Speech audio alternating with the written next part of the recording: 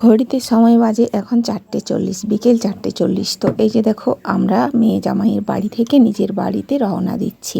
তো টোটো করে যাচ্ছি। আর মেয়ের বাড়ি গ্রামে, গ্রামের পরিবেশ তো একটু অন্যরকম হবেই, তাই না?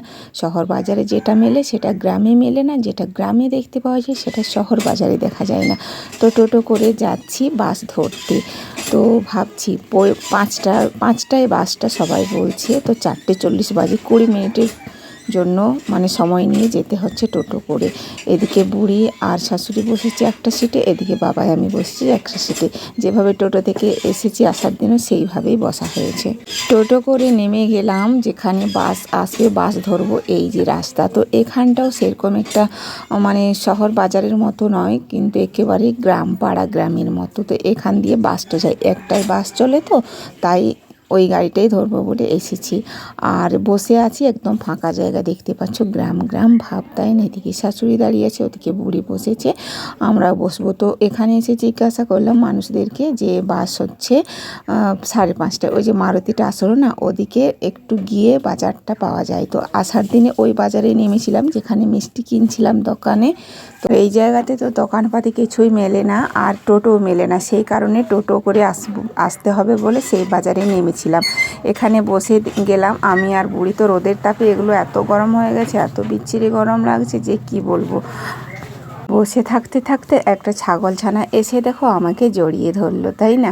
তো যাই হোক, খুব সুন্দর, একদম ছোট করে বাচ্চা, দেখতেও সুন্দর লাগছে। তো আমি তাকে ধরে নিলাম, তাই না? লোকে দেখলে কি বলবে বলো তো? যাই বলে থাক না কেন, সে এসে আমার গায়ে জিভ লাগিয়ে চাটছিল, তখন আমি ওকে ধরলাম, দেখো।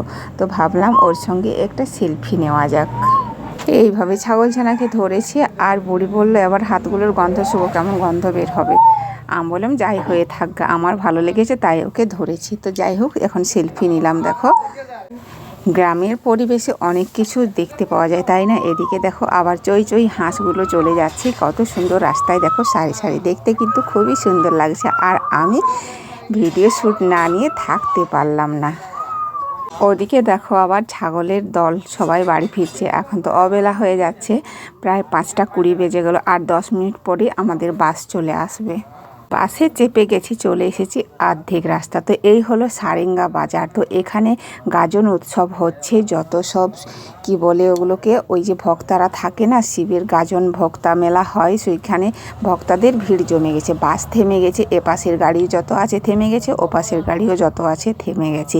তো এত ভক্তা আছে কি বলবো, মানে গন্তি করে তো কখনোই শেষ করা যাবে না, অনেক পরিমাণে বেশি। তো রাস্তাতে খুব জ্যাম ধরে গেছে, দেখতে পাচ্ছ, এত মানুষজনের ভিড়, যত ভক্তগণরা রয়েছে আবার দর্শকও রয়েছে। তো আমরা দেখো বাস থেকেই ক্যামেরা করছি। আমাদের আগে আবার এক মেয়ে ছিল, সেও কিন্তু ক্যামেরা করছে, আমাদের অনেকটাই ক্যামেরা করতে ডিস্টার্ব করে দিল।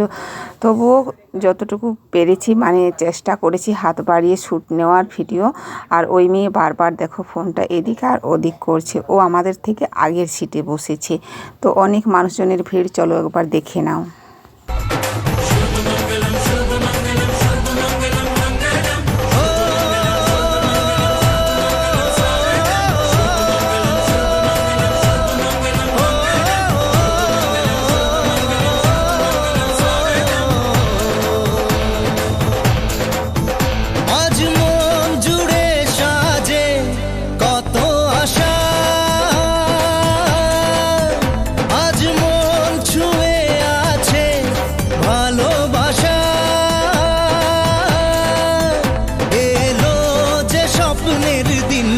ও কাছে এলো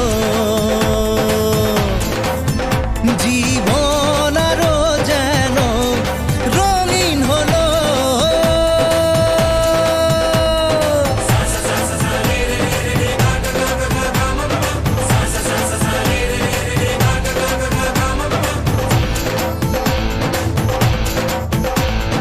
কিছু কিছু সুখে এত খুশি থাকে মিশে, যেই দেখলো আমরা ক্যামেরা হাতে ভিডিও শুট নিচ্ছি, সেই তো সব মানুষেই ততক্ষণে যত ভক্তাগণরা ছিল সবাই কিন্তু রিয়াকশন দিতে শুরু করলো ক্যামেরার দিকে তাকিয়ে। তো যাই হোক বন্ধুরা, রাস্তা ক্লিয়ার, এখন বাস ছেড়ে দিয়েছি। তো এই যে আমি বাড়ি যাচ্ছি দেখো, আর ওখানে এত গরম লাগছিল দাঁড়িয়ে থেকে, তো মনে হচ্ছে দমটা প্রায় যাই। তো এখন নিশ্চিন্ত মনে খোলা জানালার দিকে বসেছি, আর বাতাসটা আসছে না, এত সুন্দর লাগছে যে কি বলবো। তো যাই হোক বন্ধুরা, চলো বাড়ি গিয়ে দেখা হচ্ছে। আজকে আর মনে হচ্ছে কিছু শেয়ার করতে পারবো না, আগামীকাল।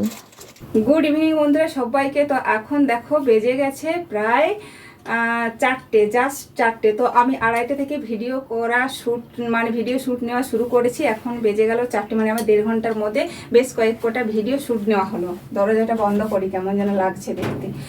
আর কি বলবো, দেখো আমি একটু মেকআপ করেছি, মেকআপ বলতে একটু ফেস পাউডার ইউজ করেছি। তো জানি না কি হবে স্কিনের অবস্থা, অনেক দিন পর, তাই না, অনেক দিন পর ইচ্ছে হলো, তাই একটু মেকআপ করলাম মুখের মধ্যে। তারপর চলে আসলাম শর্ট ভিডিও বানাতে তোমাদের সামনে, শর্ট ভিডিও নিয়ে। তো জানি না মানে মুখটা ধোয়ার পর কি যে হবে সেটা বলতে পারছি না। যাই হোক তোমাদের সাথে সেটা শেয়ার করবো। অনেক দিন পর, অনেক দিন আমি মুখে কোনো ক্রিম বলো বা কোনো ফেস পাউডার যে কোনো কিছুই আমি ইউজ করিনি। তো আজকে করেছি। যাই হোক কি হবে জানি না, 12টা বাজবে না ঘড়ির কাঁটা ঠিক থাকবে বুঝে উঠতে পারছি না। তো যাই হোক বন্ধুরা, আর কি বলবো, আজকে গতকালকে যেটুকু শেয়ার করেছি তোমাদের সঙ্গে, আর আজকে চলে আসলাম এই বিকেলে।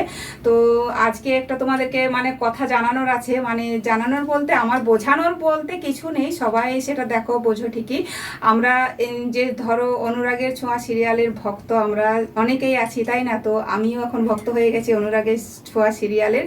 তো আমার আর বুড়ির মধ্যে একটা কথার কন্ট্রাক্ট হয়েছিল যে মানে কি বলবো, অর্জুনকে দীপা বিয়ে করবে, এটাই বুড়ি বলেছিল। আমাদের মধ্যে একটা চ্যালেঞ্জ ছিল, কিন্তু আমি বলেছিলাম না, কখনো সেটা হবে না, সূর্য ঠিক আসবে।